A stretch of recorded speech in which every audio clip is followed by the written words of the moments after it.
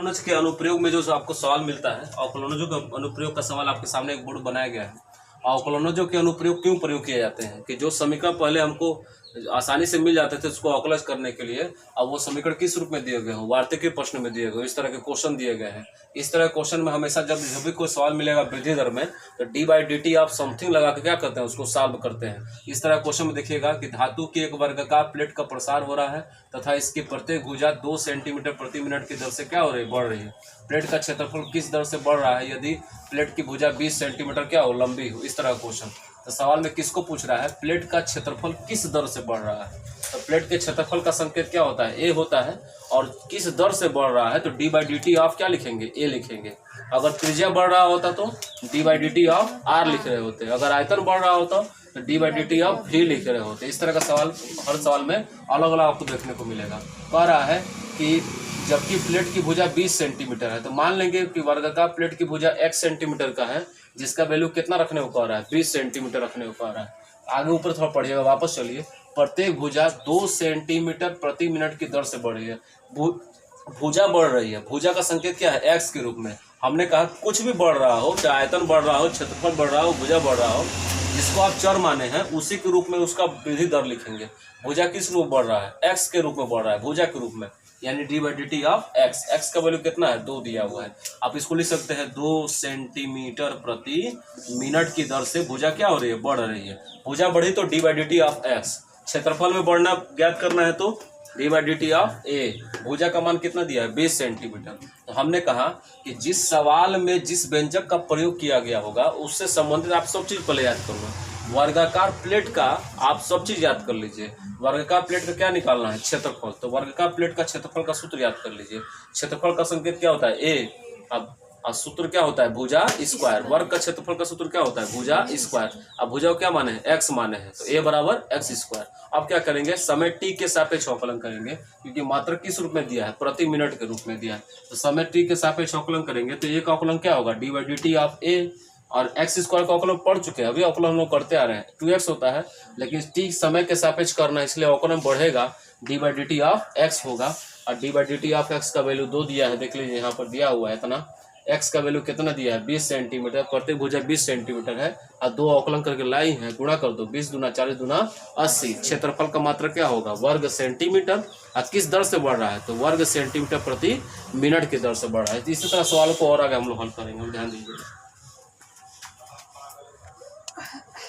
अगला क्वेश्चन हमारा क्या दिया है, एक वृत्त की त्रिज्या कितना सेंटीमीटर दिया है, 0.1 सेंटीमीटर प्रति सेकंड की दर से बढ़ रहा है। लीजिए त्रिज्या दिया वो बढ़ रहा है, त्रिज्या का संकेत क्या होता है, r होता है। अगर त्रिज्या बढ़ रही है तो क्या लिखेंगे, चूंकि दिया है कि क्या दिया हुआ है कि त्रिज्या में वृद्धि,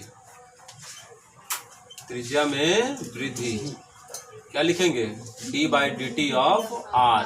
किस दर से बढ़ रहा है, 0.1 सेंटीमीटर प्रति सेकंड की दर से त्रिज्या क्या हो रही है, बढ़ रही है। चलिए आगे देखिए। क्षेत्रफल में परिवर्तन की दर ज्ञात करिए। परिवर्तन मतलब वृद्धि दर चाहे कमी दर। क्षेत्रफल में परिवर्तन की दर का संकेत क्या होगा, क्षेत्रफल में परिवर्तन, अभी हमने पिछले क्वेश्चन बताया, क्षेत्रफल में परिवर्तन का संकेत क्या होगा, d/dt ऑफ a। क्या करना है आपको, ज्ञात करना है, जबकि वृत्त की त्रिज्या, त्रिज्या का संकेत क्या होता है, r होता है। अब आपको क्लियर होगा कि r बराबर कितना दिया है, 5 सेंटीमीटर। तो कैसे निकालेंगे d/dt ऑफ r। तो हमने कहा कि सवाल में जिस राशि का प्रयोग होगा उसका फॉर्मूला आपको याद होना चाहिए। किस राशि का फॉर्मूला पूछ रहा है, वृत्त की क्षेत्रफल में परिवर्तन की दर।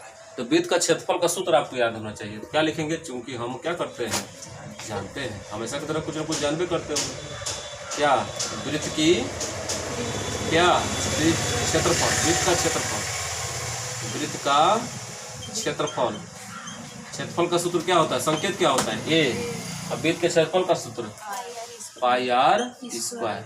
अब किसके सापेक्ष अवकलन करेंगे, t के सापेक्ष। चलो जी, एक t के सापेक्ष a का अवकलन कितना होगा, d/dt ऑफ a। आया तो बता दो, देखो पाई अचर सामने है ना, r स्क्वायर का अवकलन 2r, और उसका अवकलन किस रूप में करेंगे, d/dt ऑफ r लिखेंगे बढ़ाकर।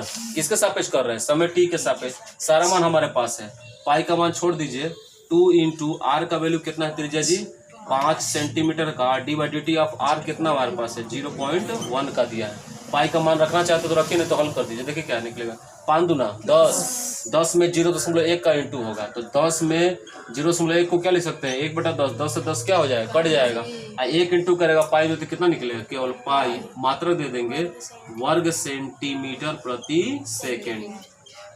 इस रूप से शुद्ध रूप से आप आंसर निकालेंगे। कोई दिक्कत? हिंदी अर्थ को, एक वृत्त का क्षेत्रफल एक समान दर से क्या हो रहा है, बढ़ रहा है, लगातार बढ़ रहा है वृत्त का क्षेत्रफल। तो कहता है कि सिद्ध कीजिए कि परिधि में परिवर्तन की दर त्रिज्या के क्या होगी, व्युत्क्रमानुपाती होगी।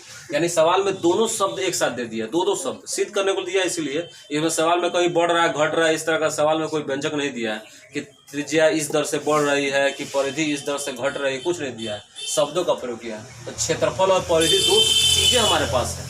शायद इससे कोई सवाल मिलेगा जिसमें दो चीजें एक साथ हो, या तो केवल क्षेत्रफल दे दे, या तो आयतन दे दे, या तो वक्रपृष्ठ दे दे, या तो परिधि दे दे, लेकिन इसमें क्षेत्रफल परिधि दोनों है। इसीलिए हमको क्या करना पड़ेगा, पहले वृत्त की परिधि और वृत्त के क्षेत्रफल का सूत्र लिखना पड़ेगा। मान लेंगे क्योंकि क्षेत्रफल का संकेत a होता है, परिधि का संकेत c होता है, लेकिन हमें x और y के रूप में माना है। आपकी मर्जी, आप कुछ भी मान सकते हो। माना हमने वृत्त का क्षेत्रफल क्या मान लिया, x मान लिया, और परिधि क्या मान लिया, y मान लिया। चूंकि दो शब्द एक साथ है इसलिए क्रम में मान लिया। चूंकि x के बाद क्या आता है, y आता है, तो मान लेंगे वृत्त का जो क्षेत्रफल है उसको x दर्शाया गया है, और वृत्त के क्षेत्रफल का सूत्र क्या होता है, पाई r स्क्वायर, इसको लिख लीजिए आप। और वृत्त की परिधि का सूत्र क्या होता है, y इक्वल टू, मान लीजिए कि वृत्त की परिधि का संकेत क्या है, y है, और उसका सूत्र क्या होता है 2πr। सवाल में दोनों शब्दों का प्रयोग है तो दोनों का सूत्र पहले लिख दीजिए। बार बार दोहरा रहे हैं, अवकलनजों के अनुप्रयोग को बनाना है तो जिस पर सवाल बना रहे हो उससे संबंधित सब चीज तुमको याद होना चाहिए। अगर सवाल में शंकु है तो शंकु का सब चीज याद रखो, क्योंकि कौन कहाँ प्रयोग हो कोई भरोसा नहीं है। अब कैसे निकलेगा ये, तो समीकरण 1 में 2 से भाग अभी नहीं देंगे, पहले आप अवकलन करिए इसका। किसके सापेक्ष, t के सापेक्ष किसका पहले अवकलन करेंगे, समीकरण 1 का करिए। चलिए समीकरण 1 का क्या करने पर, अवकलन करने पर, ध्यान दीजिएगा। अवकलन से x का क्या लिखेंगे, d/dt ऑफ x, पाई सामने हो जाएगा, क्या लिखेंगे 2r लिखेंगे, r स्क्वायर का क्या होता है 2r, अवकलन बढ़ेगा ना जी, d/dt ऑफ क्या लिखेंगे r, समीकरण क्या बन जाएगा थर्ड। इसी प्रकार अगर हम इसी प्रकार समीकरण 2 का भी करते हैं, समीकरण 2 से, तो y का अवकलन क्या लिखोगे, d/dt ऑफ y, 2 और पाई अचर रूप में रहेगा, r का अवकलन कितना होगा 1, लेकिन उसका अवकलन बढ़ेगा d/dt ऑफ r, समीकरण क्या बन गया 4। दोनों अवकलन समझ में आया। अब क्या करेंगे, परिवर्तन निकालने के लिए, त्रिज्या में संबंध दर्शाने के लिए समीकरण क्या करेंगे, 2 में 1 से भाग दे दो, 2 में 1 से भाग देना।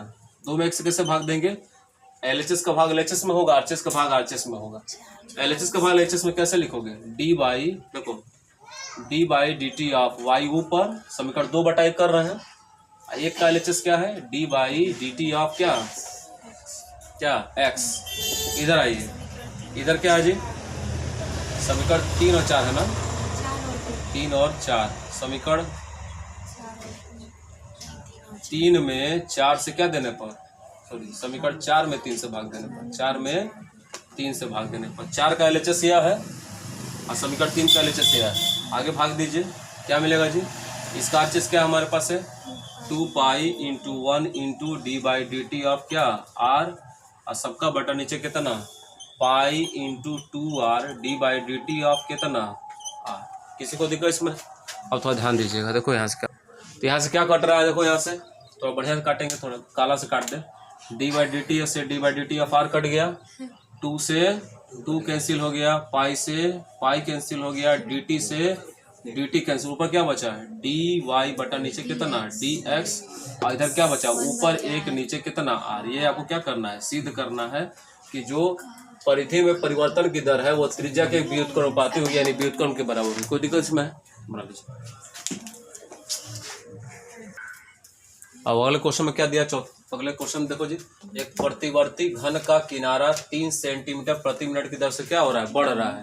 घन है, घन की भुजा क्या मान लेंगे x, माना घन की भुजा क्या है x है, या किनारा है क्या है x है, माना घन का किनारा क्या है किनारा क्या है, x सेंटीमीटर का है। तो कह रहा है कि किनारा किस दर से बढ़ रहा है, 3 सेंटीमीटर प्रति मिनट की दर से, यानी इसीलिए d/dt ऑफ x कितना दिया है, 3 सेंटीमीटर प्रति मिनट। बस जिस दर से बढ़ रहा है, जिसको बढ़ा रहा है d/dt ऑफ x लिख दीजिए। आगे क्या कह रहा है कि घन का आयतन किस दर से बढ़े, घन का आयतन d/dt ऑफ v। आयतन का संकेत क्या होता है, v होता है वॉल्यूम, उसको क्या करना है आपको ज्ञात करना है। जबकि किनारा कितने सेंटीमीटर का है, 10 सेंटीमीटर का। किनारा x बराबर कितना सेंटीमीटर, 10 सेंटीमीटर। तो किनारा दिया है, किनारे में परिवर्तन दिया है, आयतन में परिवर्तन पूछ रहा है। तो हमने कहा कि जिसका संबंधित सवाल होगा उसका सब चीज याद होना चाहिए। किस चीज को निकालना है, आयतन का मान निकालना है। तो पहले आप ये लिखिए कि हम क्या करते हैं, जानते हैं किसका आयतन, घन का आयतन। घन का आयतन का फॉर्मूला क्या होता है, घन का आयतन ही बराबर क्या सूत्र होता है, भुजा क्यू। आयतन का संकेत भी है, भुजा कितनी है जी, x, तो x का क्यू। और वही t के सापेक्ष अवकलन करो। तो t के सापेक्ष जब अवकलन करेंगे, अब अवकलन करिए, अवकलन से हो गया, बस काम खत्म। इसका अवकलन क्या लिखोगे, d/dt ऑफ v, जिसको निकालना था। इसका अवकलन करेंगे तो क्या निकलेगा, 3x²। पावर का अवकलन कैसे करते थे, पावर को सामने लाते थे, पावर में से 1 घटाते थे, लेकिन अवकलन बढ़ेगा ना जी, d/dt ऑफ कितना x, काम खत्म। 3 × x² मतलब कितना है, 10, तो 10 का स्क्वायर। और d/dt ऑफ x कितना है, 3, तो बस 3 तिया 9, और 10 का वर्ग कितना 100, तो 9 में 100 का इंटू 900, मात्रक दे देंगे। आयतन है ना, घन सेंटीमीटर प्रति मिनट। अगर क्षेत्रफल होता तो वर्ग सेंटीमीटर प्रति मिनट, भुजा होता तो सेंटीमीटर प्रति मिनट, ऐसे लगाते हैं। कोई दिक्कत सारे सवालों में, अब तो समझ गए।